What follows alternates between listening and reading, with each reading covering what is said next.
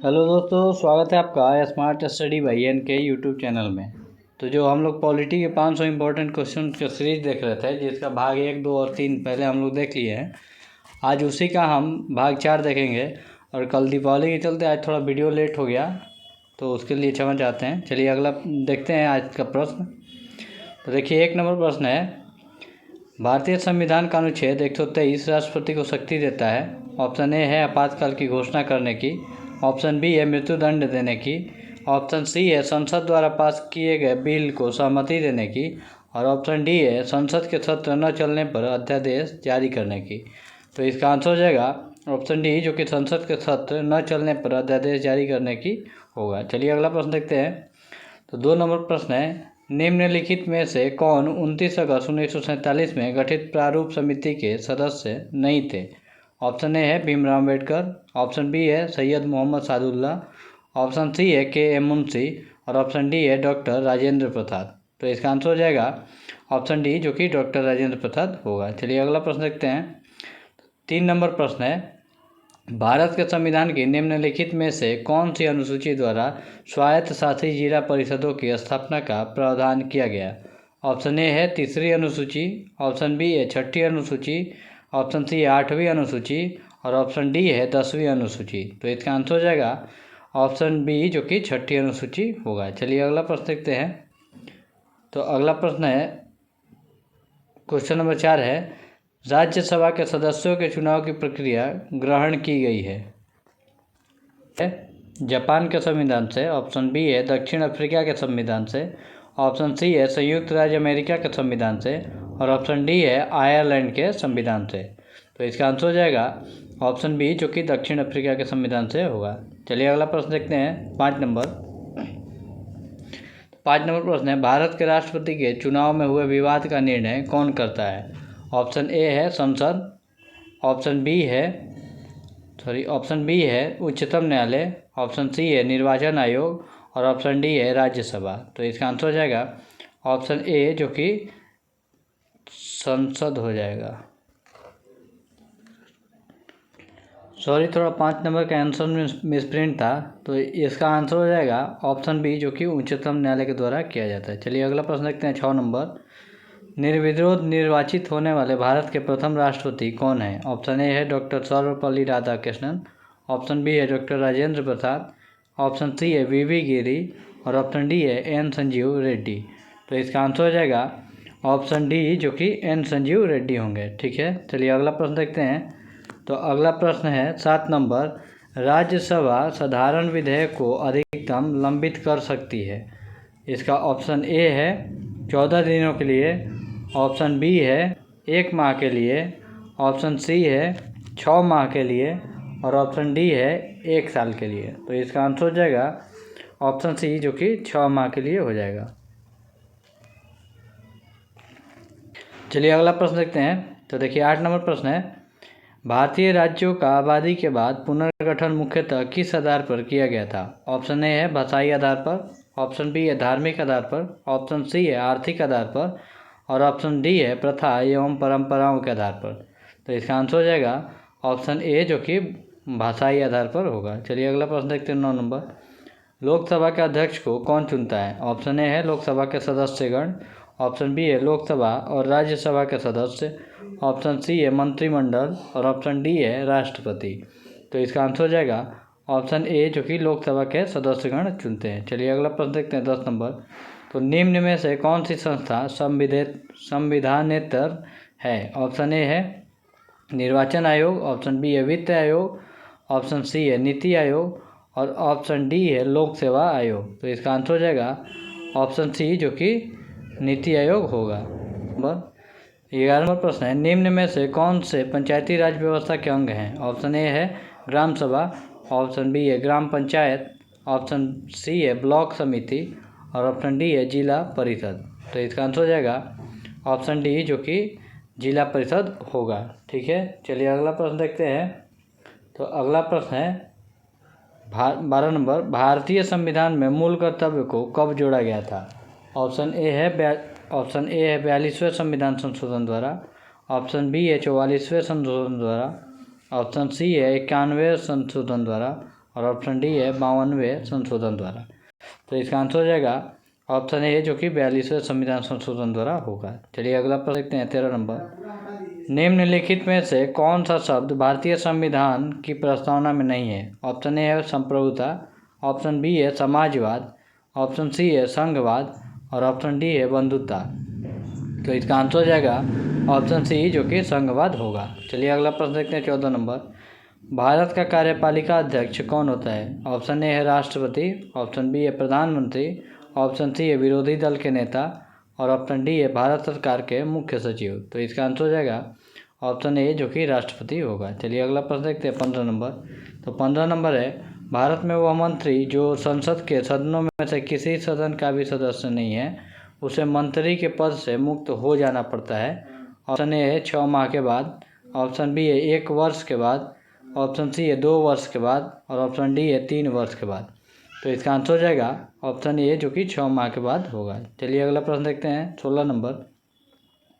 निम्नलिखित में से कौन अपने प्रधानमंत्री काल में लोकसभा के सदस्य थे? ऑप्शन ए है एच.डी. देवेगौड़ा, ऑप्शन बी है आई.के. गुजराल, ऑप्शन सी है चंद्रशेखर और ऑप्शन डी है डॉक्टर मनमोहन सिंह। तो इसका आंसर हो जाएगा ऑप्शन सी जो कि चंद्रशेखर थे। चलिए अगला प्रश्न देखते हैं 17 नंबर। भारत के प्रधानमंत्रियों में से कौन अपने कार्यकाल में संसद में कभी भी उपस्थित नहीं हुआ? ऑप्शन ए है अटल बिहारी वाजपेयी, ऑप्शन बी है वीपी सिंह, ऑप्शन सी है चंद्रशेखर और ऑप्शन डी है चौधरी चरण सिंह। तो इसका आंसर हो जाएगा ऑप्शन डी जो कि चौधरी चरण सिंह हो जाएंगे। चलिए अगला प्रश्न देखते हैं। तो 18 नंबर है उप प्रधानमंत्री का पद का सृजन ऑप्शन ए है मूल संविधान के अंतर्गत हुआ था, ऑप्शन बी है संविधान के प्रावधानों से हटकर हुआ था, ऑप्शन सी है 44वें संशोधन के द्वारा हुआ और ऑप्शन डी है 85वें संविधान संशोधन के द्वारा हुआ। तो इसका आंसर हो जाएगा ऑप्शन बी जो कि संविधान के प्रावधानों से हटकर हुआ था। चलिए 19 नंबर प्रश्न देखते हैं। भारत के किस प्रधानमंत्री की मृत्यु देश के बाहर हुई थी? ऑप्शन ए है जवाहरलाल नेहरू, ऑप्शन बी है मोरारजी देसाई, ऑप्शन सी है लाल बहादुर शास्त्री और ऑप्शन डी है चरण सिंह। तो इसका आंसर हो जाएगा ऑप्शन सी जो कि लाल बहादुर शास्त्री होंगे। चलिए अगला प्रश्न देखते हैं 20 नंबर। भारत का प्रधानमंत्री बनने के लिए न्यूनतम आयु कितनी होनी चाहिए? ऑप्शन ए है 21 वर्ष, ऑप्शन बी है 25 वर्ष, ऑप्शन सी है 30 वर्ष और ऑप्शन डी है 35 वर्ष। तो इसका आंसर हो जाएगा ऑप्शन बी जो कि 25 वर्ष होगा। चलिए अगला प्रश्न देखते हैं 21 नंबर। निम्नलिखित में से कौन सा आधिकारिक दस्तावेज भारत से संबंधित है? ऑप्शन ए है हरित पत्र, ऑप्शन बी है श्वेत पत्र, ऑप्शन सी है पीत पुस्तिका और ऑप्शन डी है नीली पुस्तिका। तो इसका आंसर हो जाएगा ऑप्शन बी जो कि श्वेत पत्र होगा। चलिए अगला प्रश्न देखते हैं 22 नंबर। संघीय मंत्रिमंडल का पुनर्गठन किसकी रिपोर्ट पर आधारित था? ऑप्शन ए है गोपाल स्वामी अयंगर, ऑप्शन बी है के.एम. मुंशी, ऑप्शन सी है टी.टी. कृष्णामाचारी और ऑप्शन डी है बी.सी. रॉय। तो इसका आंसर हो जाएगा ऑप्शन ए जो कि गोपाल स्वामी अयंगर होंगे। चलिए अगला प्रश्न देखते हैं। तो 23 नंबर प्रश्न है भारतीय संविधान के किस अनुच्छेद के अंतर्गत भारत के नियंत्रक एवं महालेखा परीक्षक की नियुक्ति होती है? ऑप्शन ए है अनुच्छेद 146, ऑप्शन बी है अनुच्छेद 147, ऑप्शन सी अनुच्छेद 148 और ऑप्शन डी है अनुच्छेद 149। तो इसका आंसर हो जाएगा ऑप्शन सी जो कि अनुच्छेद 148 होगा। चलिए अगला प्रश्न देखते हैं 24 नंबर। भारत के सीएजी कार्य करते हैं। ऑप्शन ए है नागरिक स्वतंत्रता के संरक्षक के रूप में, ऑप्शन बी है लोक वित्त संरक्षक के रूप में, ऑप्शन सी सरकार के विधिक सलाहकार के रूप में और ऑप्शन डी है उपर्युक्त सभी के संरक्षक के रूप में। तो इसका आंसर हो जाएगा ऑप्शन बी जो कि लोक वित्त संरक्षक के रूप में करते हैं। ठीक है। चलिए अगला प्रश्न देखते हैं 25 नंबर। लोकसभा के चुनाव में निर्वाचित होने के लिए किसी व्यक्ति का न्यूनतम आयु सीमा है? ऑप्शन ए है 18 वर्ष, ऑप्शन बी है 21 वर्ष, ऑप्शन सी है 25 वर्ष और ऑप्शन डी है इनमें से कोई नहीं। तो इसका आंसर हो जाएगा ऑप्शन सी जो कि 25 वर्ष होगा। चलिए अगला प्रश्न देखते हैं 26 नंबर। तो निम्नलिखित में से कौन लोकसभा के सत्र का अवसान करने के लिए प्राधिकृत है? ऑप्शन ए है लोकसभा का अध्यक्ष, ऑप्शन बी है महान्यायवादी, ऑप्शन सी है संसदीय कार्य क्षेत्र और ऑप्शन डी है राष्ट्रपति। तो इसका आंसर हो जाएगा ऑप्शन डी जो कि राष्ट्रपति होगा। चलिए अगला प्रश्न देखते हैं 27 नंबर। तो 27 नंबर है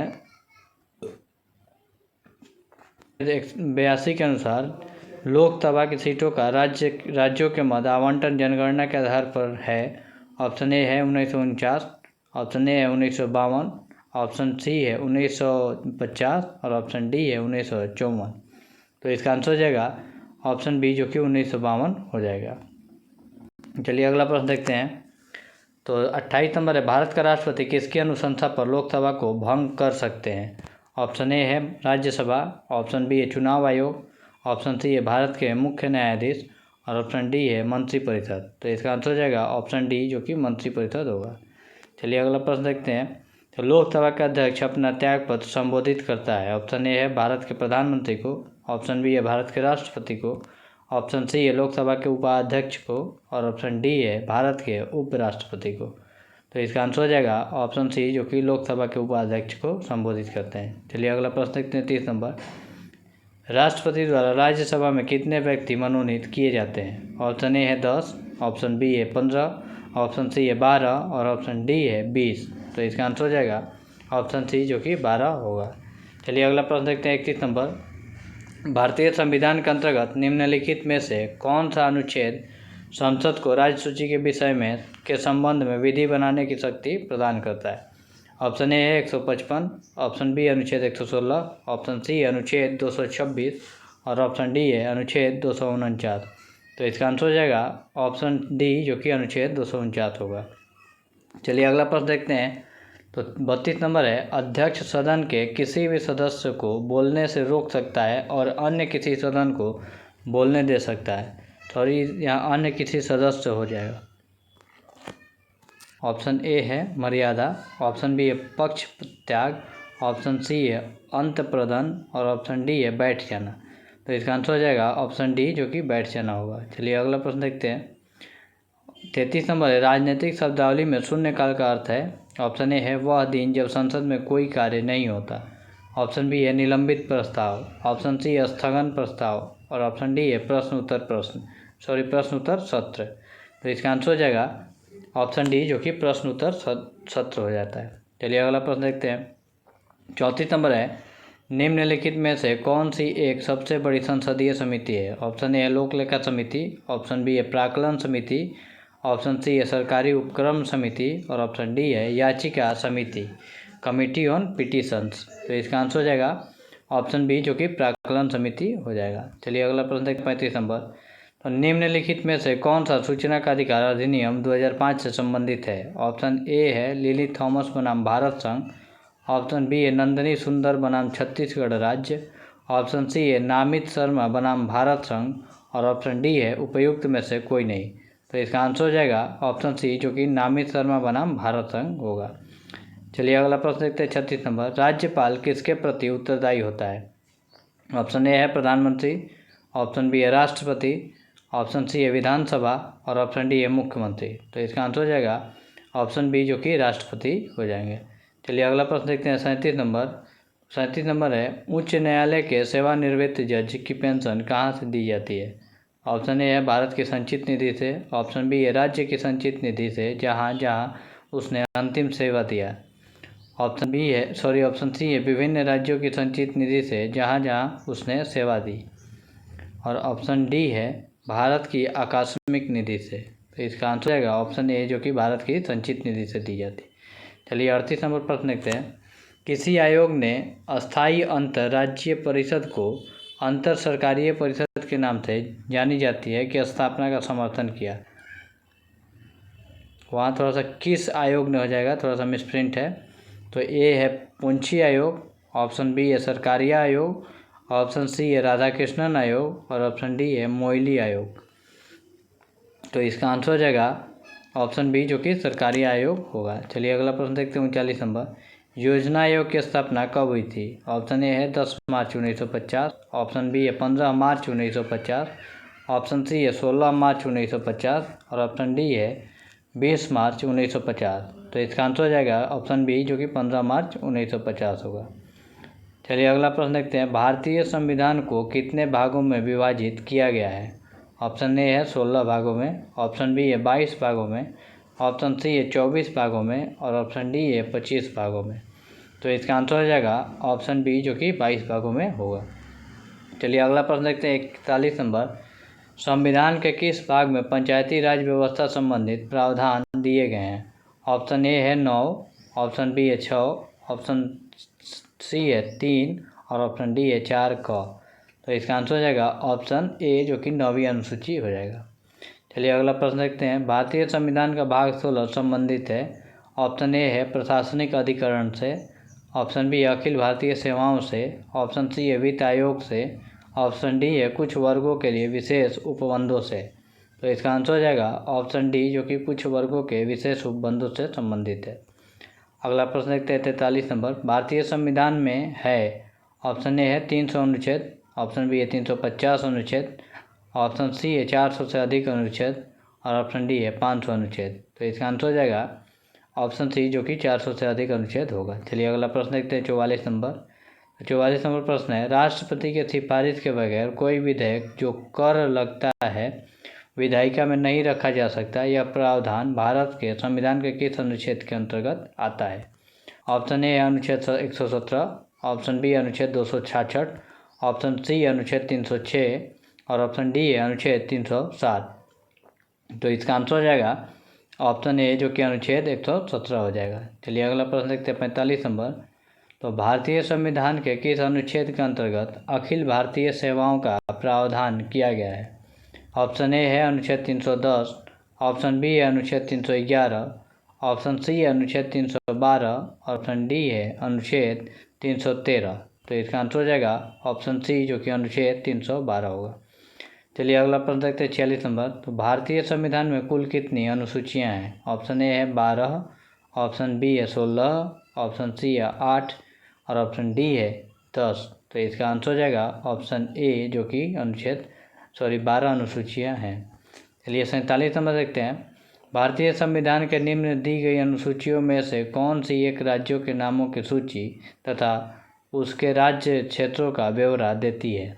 ऑप्शन ए है पहली अनुसूची, ऑप्शन बी है दूसरी अनुसूची, ऑप्शन सी है तीसरी अनुसूची और ऑप्शन डी है चौथी अनुसूची। तो इसका आंसर हो जाएगा ऑप्शन ए, जो कि पहली अनुसूची होगा। चलिए अगला प्रश्न देखते हैं 48 नंबर। किस प्रधानमंत्री के कार्यकाल के दौरान भारत के संविधान में 9वीं अनुसूची को स्थापित किया गया था? ऑप्शन ए है जवाहरलाल नेहरू, ऑप्शन बी है लाल बहादुर शास्त्री, ऑप्शन सी है इंदिरा गांधी और ऑप्शन डी है मोरारजी देसाई। तो इसका आंसर हो जाएगा ऑप्शन ए, जो कि जवाहरलाल नेहरू होगा। चलिए अगला प्रश्न देखते हैं 49 नंबर। तो भारत के संविधान के अंतर्गत आर्थिक योजना का विषय है। ऑप्शन ए है राज्य सूची में, ऑप्शन बी है संघ सूची में, ऑप्शन सी है समवर्ती सूची में और ऑप्शन डी है किसी सूची में निर्दिष्ट नहीं है। तो इसका आंसर हो जाएगा ऑप्शन सी, जो कि समवर्ती सूची में होगा। चलिए अगला प्रश्न देखते हैं, जो कि आज का अंतिम प्रश्न होगा। तो 50 नंबर है, भारतीय संविधान के किस अनुसूची में दल बदल विरोधी कानून को रखा गया है? ऑप्शन ए है 6ठी अनुसूची में, ऑप्शन बी है 9वीं अनुसूची में, ऑप्शन सी है 10वीं अनुसूची में और ऑप्शन डी है उपर्युक्त में से किसी में नहीं। तो इसका आंसर हो जाएगा ऑप्शन सी, जो कि 10वीं अनुसूची हो जाएगा। तो ठीक है, आज यहीं हम समाप्त करेंगे। अगर वीडियो आपको अच्छा लगा हो तो वीडियो को लाइक कर दीजिएगा, चैनल को सब्सक्राइब कर दीजिएगा और अपने दोस्तों में ज़्यादा से ज़्यादा इसको शेयर कर दीजिएगा। ठीक है, आज के लिए धन्यवाद।